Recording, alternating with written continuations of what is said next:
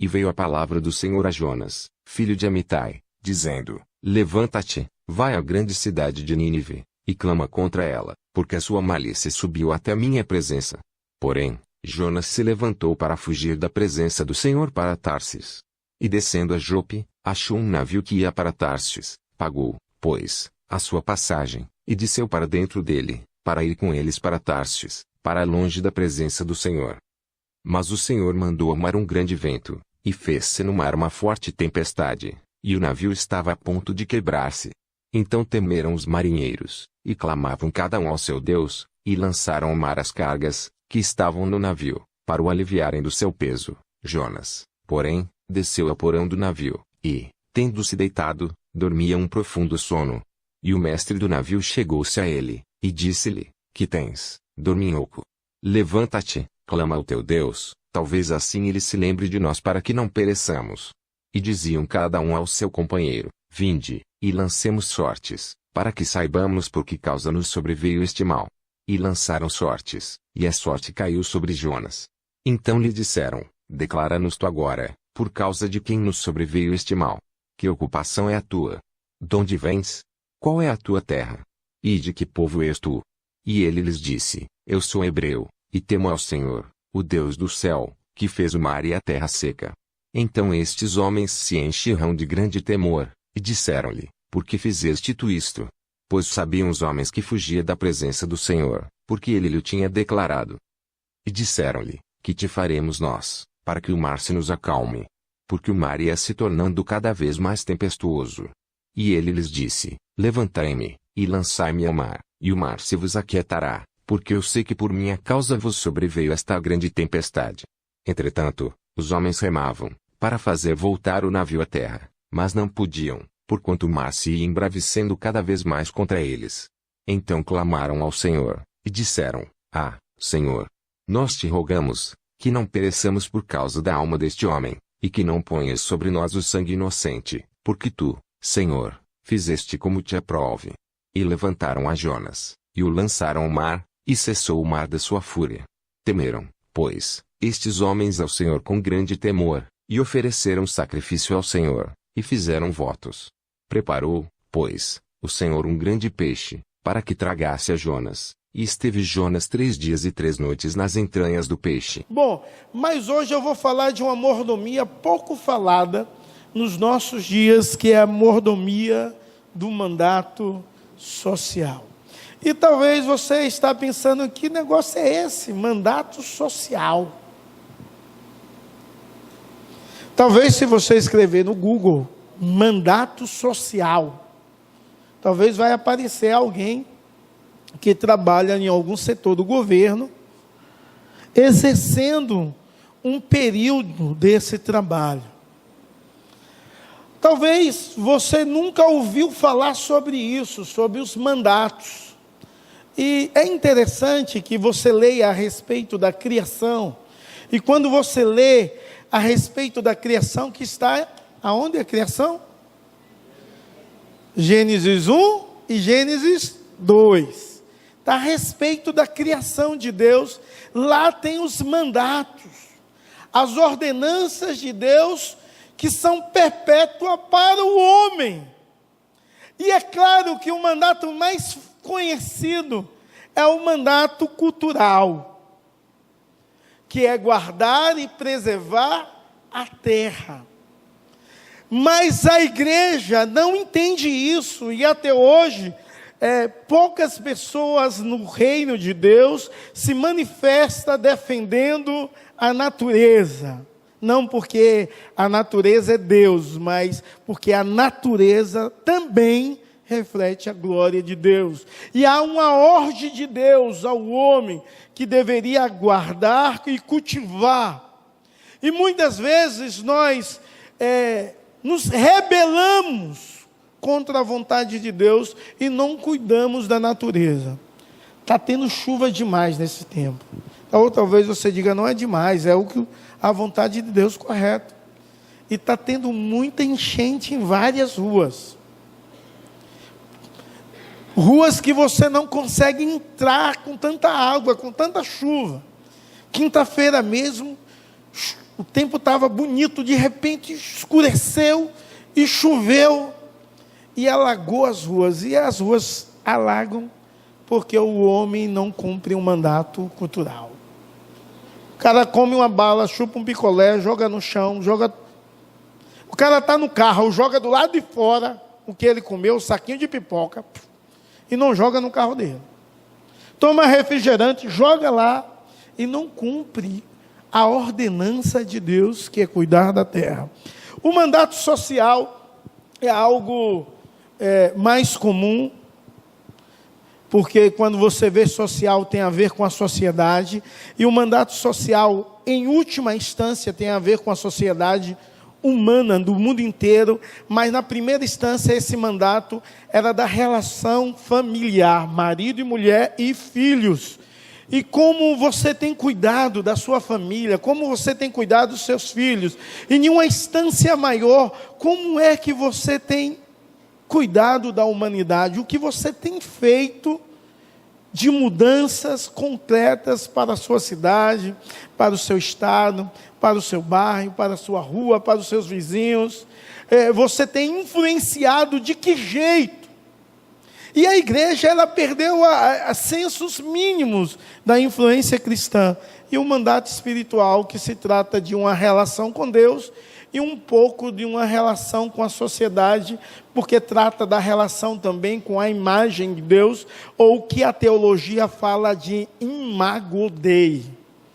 No texto que está proposto nessa noite, eu gostaria de falar sobre o mandato social, não só no cuidado da sua família, e um bom mordomo desse mandato, mas num cuidado com a sociedade, num cuidado com alguém que reflete a glória de Deus, alguém que foi criado por Deus, e foi criado para glorificar a Deus, e o pecado tem deturpado isso, e a igreja cada vez mais tem se afastado de ser luz lá nas trevas, aonde deve clarear para a glória e louvor do Senhor e Salvador Jesus Cristo. Quando nós lemos Jonas, e você que já leu, você lembra de quê quando você lê Jonas?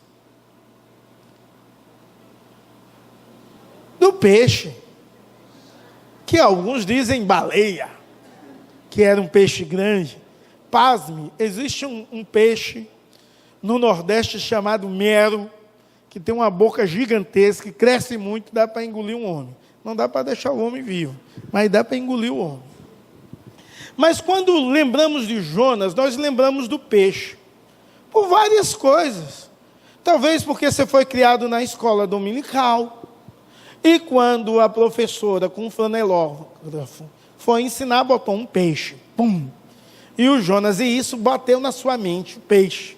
Mas o mais importante da história do livro de Jonas não é o peixe, é Deus.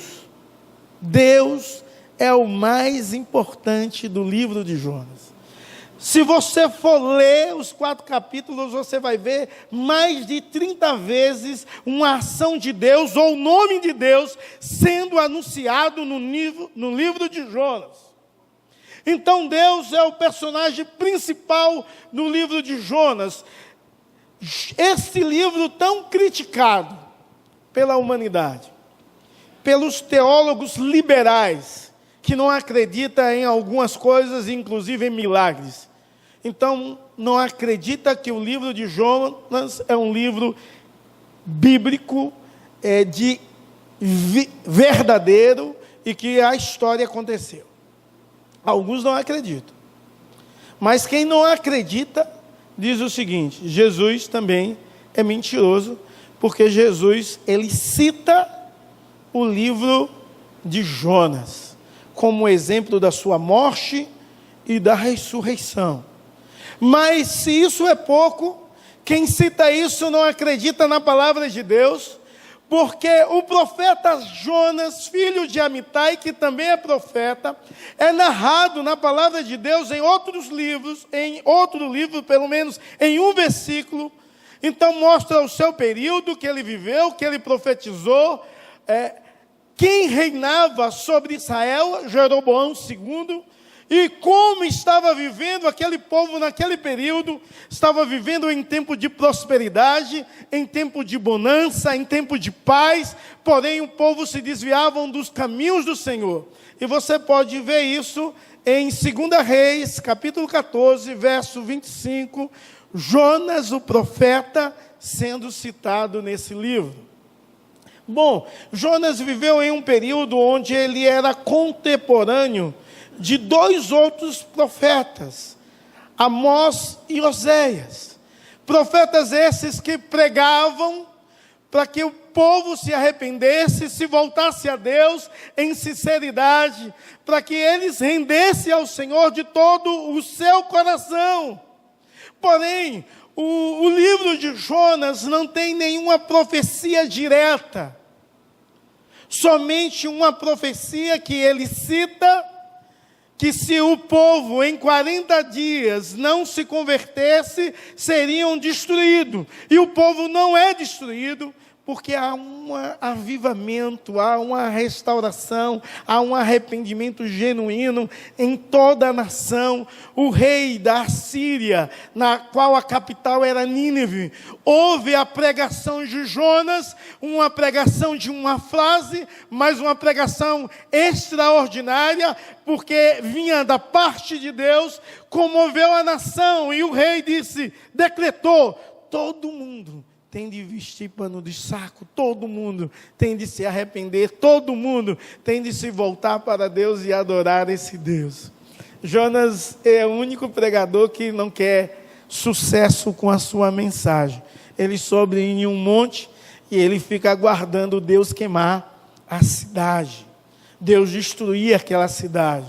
Mas a cidade inteira se converte pela uma pregação de Jonas em 3 dias, correndo, citando uma frase: arrependei, senão a cidade em 40 dias vai ser destruída. Jonas tinha se esquecido do mandato social. Jonas esqueceu que Deus deseja que a sua igreja possa amar o seu semelhante. Jonas se esqueceu que Deus criou uma humanidade para ser sal e luz. Jonas se esqueceu do que Deus tinha falado a Abraão. E Deus tinha falado a Abraão: em ti serão benditas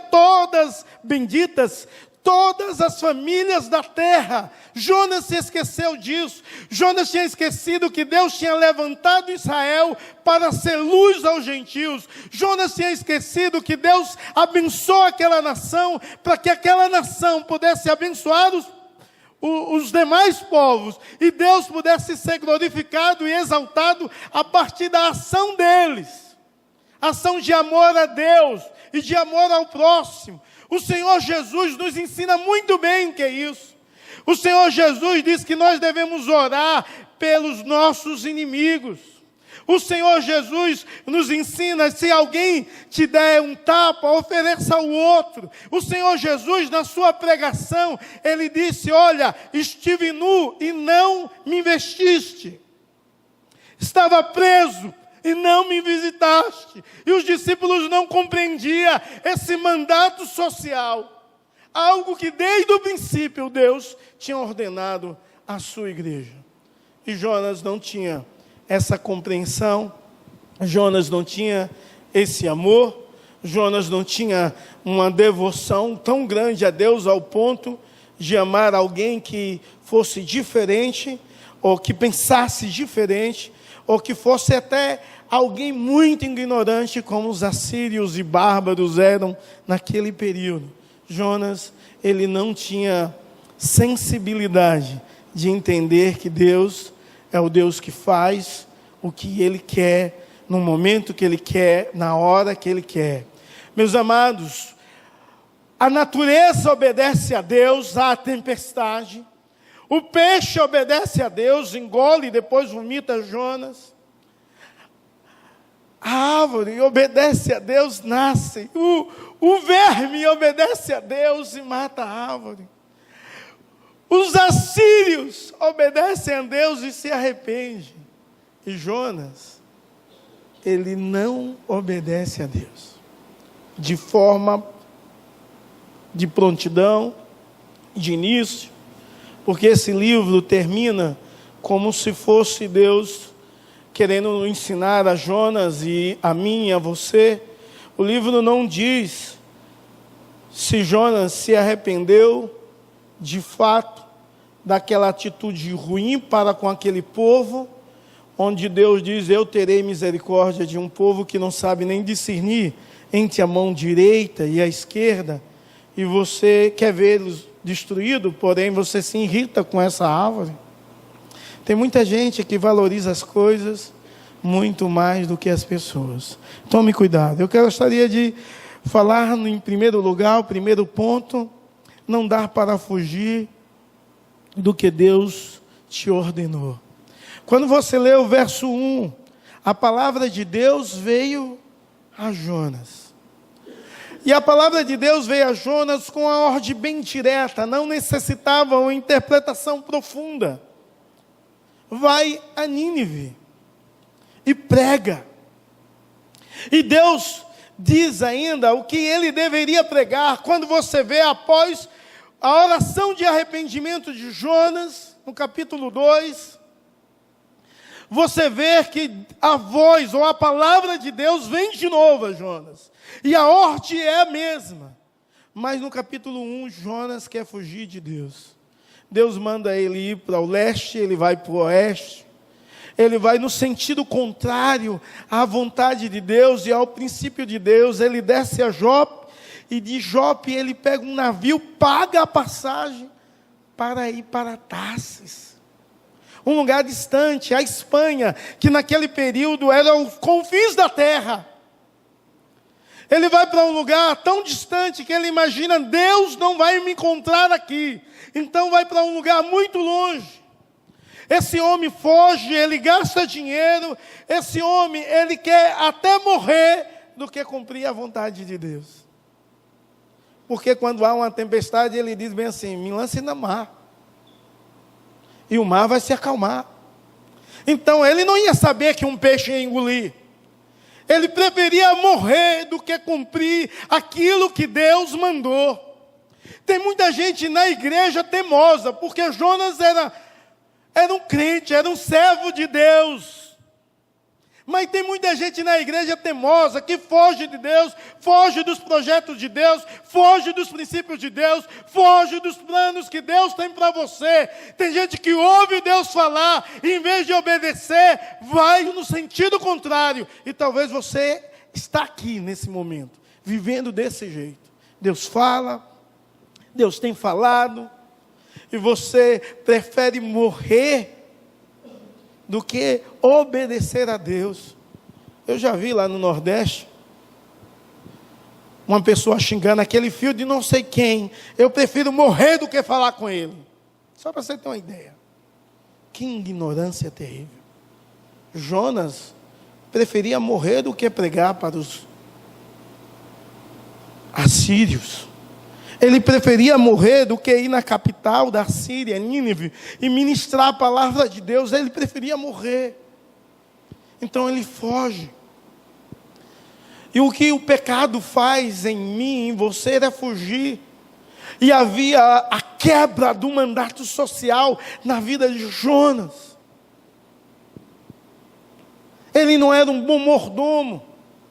Ele só queria amar quem o amava. Ele só queria pregar para quem ele gostava. Ele só queria fazer o que trazia conforto. Como muitos de nós só queremos ouvir aquilo que traz ego. Só queremos ouvir coisas que venham mexer com o nosso brilho e nos enaltecer mais. E quando a glória não é de Deus, cara, você assume o lugar de Deus. E quando você assume o lugar de Deus, você é um idólatra. Porque tirou Deus do lugar devido. Adão, quando pecou, ele se escondeu. E Deus pergunta a Adão: onde estás? É claro que Deus Todo-Poderoso sabia de todas as coisas. Sabia, Deus onipresente, onisciente, sabia onde Adão estava, mas ele pergunta: onde estás? Muita gente tem tentado fugir de Deus, se esconder de Deus. Muita gente tem feito coisas terríveis para não ser notado por Deus, mas Deus te conhece. E Deus sabe aonde você está. Caim, quando matou Abel, Deus pergunta a Caim: onde está Abel, o teu irmão? E Caim não entende o mandato social e ele diz: por acaso eu sou o tutor dele? E ele deveria sim cuidar do irmão, porque era o mandato de Deus. Meus amados, nós temos costumes imensos de fugir da presença de Deus e de fugir daquilo que Deus nos chamou para ser, de fugir daquilo que Deus nos chamou para servi-lo, de expressarmos diante de Deus os nossos dons, os nossos talentos e glorificar a Deus, na certeza que importa que o homem diminua e Deus cresça e apareça e seja glorificado. Talvez você está aqui e não serve a igreja como deveria servir, e a Deus em primeiro lugar, com seus dons, com seus talentos. Sabe por quê? Porque você foge de Deus. Tem gente que Deus dotou com o ministério da pregação, e isso é algo magnífico e extraordinário, mas é comum igual qualquer outro dom. E as pessoas acham que esse ministério tem de estar pregando no púlpito, e especialmente no domingo à noite. Quem é pregador, prega em qualquer lugar. Quem é pregador, não prega só nos púlpitos. Prega no trabalho, prega na escola, prega aos amigos. Quem entende que Deus te chamou para ser um bom mordomo do mandato social, ora pelas pessoas, abençoa as pessoas, é macumbeiro, eu vou orar, chega aqui, vem aqui, deixa eu te abençoar no nome de Jesus. Tem de falar. Uma vez alguém me convidou, disse: pastor, o senhor pode pregar no funeral do meu parente que morreu, mas tem uns 3 macumbeiros lá. Eu disse: o que tem a ver? Eles precisam ouvir a palavra de Deus, eu vou lá. Ah, mas o senhor tem de se preparar muito. Que me preparar muito? Se eu me preparar nunca é suficiente. É Deus que vai adiante e abre o caminho e abençoa. É Deus que faz o que Ele quer, quando Ele quer, da forma que Ele quer, porque o nosso Deus é soberano sobre tudo, e esse livro trata que o nosso Deus é soberano sobre tudo, mas tem homens e mulheres que acham que podem resistir à ordem e à vontade de Deus, e tentam fugir da direção de Deus, do chamado de Deus, da vontade de Deus. Deus tem algo muito especial para a sua vida, e você precisa entender isso, em nome de Jesus, e para a glória do Senhor.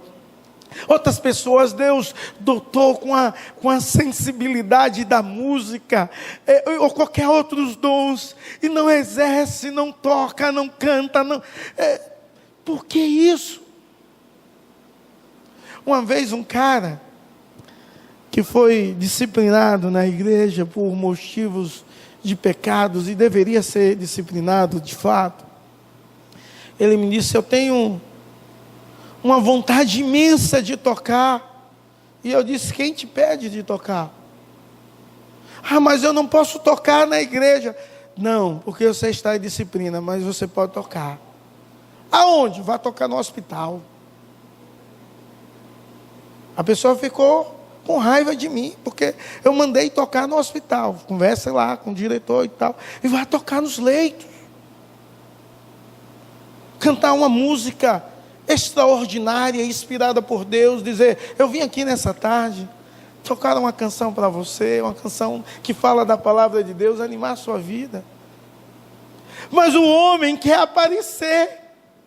O homem perde o senso do chamado e da vocação que Deus chamou, assim como Jonas perdeu. E quando não quer aparecer, ele vai para o calabouço ou para o porão, como Jonas fez. Meus irmãos, tem tanta gente apática, dormindo, um sono espiritual, o mundo está caindo, o teto está caindo na sua cabeça, e você está lá dormindo. Misericórdia. Desperta tu que dorme, e o Senhor te levantará, te iluminará. Não dá para ignorar a história da vocação. Jonas era alguém vocacionado por Deus, e não dá para ignorar a história da vocação. Aquela tempestade acontecia, o povo com medo de morrer, jogavam tudo que eles carregavam naquele navio para aliviar a carga, e o navio conseguia ficar sem afundar. Jonas lá dormindo, e é interessante que Jonas está dormindo, o capitão do navio chega até Jonas e diz: o que está fazendo aí, cara? Todo mundo vai morrer e você dormindo. Ore. E nem assim ele ora. Ore a Deus. E ele não ora. Você não vê Jonas responder nada. Com certeza, talvez, por dedução, ele sobe ao navio. E quando ele sobe do porão, há algumas perguntas relacionadas à sua vocação, relacionadas à sua história. E as perguntas no verso 8 é: de onde vens? Qual é a tua terra? Qual é o teu povo? Qual é a sua ocupação? Qual é a sua missão? E Jonas responde a primeira: de onde vem? Ele diz: eu sou hebreu. A minha terra, responde a segunda, é o povo de Israel. E eu sou um povo de lá, eu sou um hebreu. Mas ele não responde qual é a ocupação dele. Ele não diz: eu sou profeta de Deus. E ele era profeta. Sabe por que ele não diz? Porque ele perdeu o senso da sua vocação. A falta de exercermos o mandato cultural. A mordomia social, do mandato social, não cultural, faz de nós perdermos o senso de nossa vocação. Por que você é crente? Você poderia responder isso, não a mim, mas a Deus. Por que você é crente? Para vir todo domingo na igreja, ouvir a mensagem, uma vez por mês tomar a ceia, ou para servir de alguma forma e aliviar sua consciência? Por que você é crente? Você é crente para ser luz e sal na terra. Você é crente para brilhar em meio às trevas. Você é crente, não é para ficar aqui em um lugar bonzinho de ar-condicionado, bacana, cadeira estofada, ouvindo um pregador mais ou menos. Não, você é crente para ser luz, você é crente para ser sal da terra, você é crente para semear a palavra de Deus e falar das verdades de Deus, você é servo e crente para abençoar outras pessoas. E se você não tem esse senso, a sua vida é ridícula, como crente, como servo de Deus. É terrível essa situação. Qual é a tua ocupação? Eu sou servo do Senhor Altíssimo, e faz o quê? Eu não faço nada. Que servo terrível, que não faz nada. Uma vez, eu já contei essa história, uma igreja lá em Campinas não, lá em Governador Valadares. Governador Valadares tem várias igrejas presbiterianas. Tem 450 mil habitantes e tem 26 igrejas presbiterianas. Quase o tamanho do Guarujá, só que tem 26 igrejas presbiterianas. Na nossa cidade tem 2 igrejas presbiterianas. Não estou falando de congregações, de igreja só tem 2. 3 com a IPI, mas eu estou falando da IPB. E um pastor resolveu lá fazer um desafio à igreja. Você vai chegar para os seus vizinhos e você vai se apresentar aos seus vizinhos. Olha, eu sou fulano de tal, eu sou crente da igreja presbiteriana, eu quero orar por você e quero te convidar para você ir lá na igreja. Pasme. Os vizinhos se assustaram de saber que aquele povo era crente. Talvez o povo se assuste, os seus vizinhos, de saber se você é crente. Perder o senso da identidade, do chamado, da vocação e da história de Cristo, que nos abençoou para sermos bênção. Meus amados irmãos, a igreja tem de voltar e reviver o primeiro amor na sua totalidade. A igreja tem de aprender a orar. Não dá para ficar sem orar, interceder, abençoar, clamar ao Deus do impossível que abençoe. Quando você lê o verso 5 de Jonas 1, o povo, todos eles, oravam aos seus deuses, pediam aos seus deuses que acalmasse aquela tempestade, orava por ignorância, mas orava, e o povo de Deus perdeu a prática de orar. Jonas, a retrato dele, se for você, ele estava dormindo enquanto o povo estava orando aos seus deuses. Em nenhum momento que ele está no barco, você vê ele orando. Você vai ver Jonas orando, uma oração de arrependimento, sincera, mas que não o transformou totalmente, ou não tinha 100% de sinceridade ao ponto de ele fazer de fato o que Deus queria, como Deus queria. Ele fez, mas não fez como Deus queria. No capítulo 2, quando você lê o verso 14, todos aqueles homens oram a Deus, e Jonas não está nem aí, cara. Talvez você é um cristão assim, meia boca, não ora mais, por nada. Você é como Paulo diz, é um animal. Até para comer você come sem orar, sem agradecer. Você não intercede pelas pessoas, você não ora pela igreja, você não ora pelos presbíteros, pelos diáconos, pela sua família, pelos seus filhos, pelo seu marido, pela sua esposa. Você não ora. Talvez um parente seu ora a santa do Brasil e você não ora nada e nem a ninguém. Presta atenção. Não dá para viver de forma indiferente com o mundo caótico.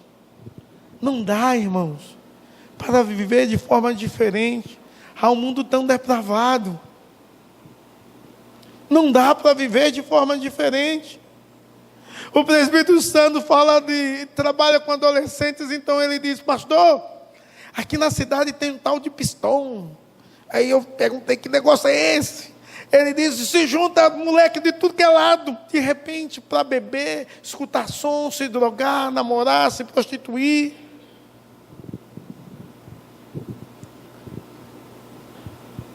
E eu fico pensando assim: e a igreja faz o quê, velho? Sabe o que a gente faz? A gente olha e diz bem assim: será que essa cidade não tem policial para descer o cacete nesse povo? Para acabar com esse barulho? A gente faz assim. Em vez de amar, em vez de servir, em vez de entender que esse mundo está tão caótico, já no maligno, de tal forma que esse mundo precisa de Deus. E se eu sou de Deus, eu posso apresentar Deus.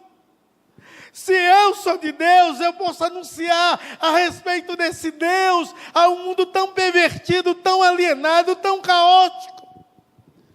E Jonas não queria pregar aquele mundo em Nínive, porque era um lugar pervertido. Nínive era um lugar mau. Eles, quando saíam à guerra, ele destruía a nação inteira, a cultura, tirava tudo, matava mulheres, crianças. Eles eram terríveis, os assírios eram maus. Era um mundo caótico e pervertido, precisava de Deus. Eu e você precisamos entender e amar. Há tanta cracolândia aqui na nossa cidade. Você anda de noite, é tanto zumbi andando aí nas ruas da nossa cidade. Pessoas mortas vivas. E a gente não faz nada. nem ao menos ora, nem ao menos dá uma palavra, não faz nada, nada. Há tanto roubo, há tanta adolescente roubando, há tanta adolescente se prostituindo, há tanto marido largando a mulher, há tanto marido batendo na mulher. E a igreja não faz nada, e tem muitas coisas acontecendo, muitas. Eu estou citando algumas, mas há muito mais, muito mais. E a gente não faz nada. Porque perdemos o senso do mandato social. E somos egoístas. Queremos para nós o nosso bem-estar, o bem-estar da nossa casa. Isso não é errado, mas você precisa entender que você foi chamado para servir, e servir a Deus, e deve servir com alegria ao mundo indiferente. Sabe por quê? Porque o nosso Deus é misericordioso. Deus olhava com amor, Deus olhava com perdão, Deus olhava com bondade a maldade de Nínive, porque Ele olhava com o olhar do amor, da restauração. Ele tinha interesse em restaurar. Tem vezes que a gente olha para algumas pessoas e diz: isso aí não tem jeito. Miserável, Deus não pode todas as coisas. Claro que tem jeito. Precisamos olhar com o olhar de misericórdia.